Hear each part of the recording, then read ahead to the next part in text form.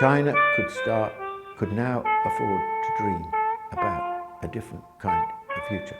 Now, because before it had really become a football, it had been kicked around the world.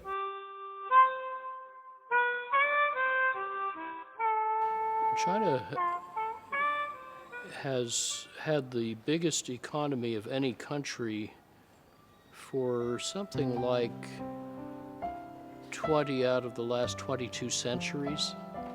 The last two were an anomaly. But around this time now, China is regaining its stature as the world's biggest economy, depending on how you count it. Even in the Tang Dynasty, China made more iron and steel than all of Europe. This went on for 100 or 200 years. So China has been for a long time a mighty economy and industrial power. And I think the same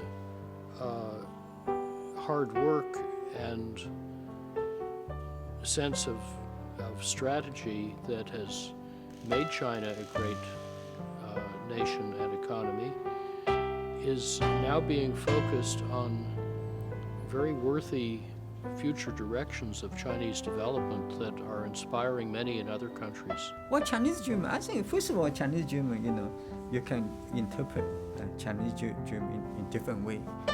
You can, well, in English, Chinese dream is easier, but you can say individual Chinese dream or China as a nation state. If a nation state becomes strong, well, individual will feel safer. Of course, you have a very strong national defense. Right? But if an individual become rich, so the nation state will have a sound foundation. So I think currently, actually,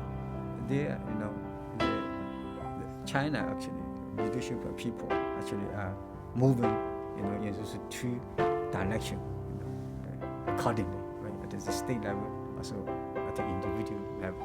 China could now afford to dream about a different kind of future. Now, and so this marks a key break, I think. China now needs to think differently about itself. What sort of society are we trying to build? What are its characteristics? Urbanization, social welfare, levels of prosperity, and so on the one hand. And on the other hand, China could now think for the first time for how long? More than 150 years. About its own place in the world, its own future. Because before it had really become a football, it had been kicked around the world. It was so weak. But now it was no longer in that position. China was now transformed. China was strong. China could think about not only what its place should be in the world, but what its role was in the world. Even the beginnings of being a great power. What kind of great power? What is a great power? And all of these things have become possible. And Xi Jinping's notion of China dream is addressing this question. I think the aim of any government in the world is to provide for its people a better condition of life. So that's important. So I suppose what the Chinese dream, if it's to lift the life of people above poverty line, so people can go have income, children can go to school, better health facilities. I think that's better for everyone in the world. What I think is the China dreaming is to keep more good relations with the world.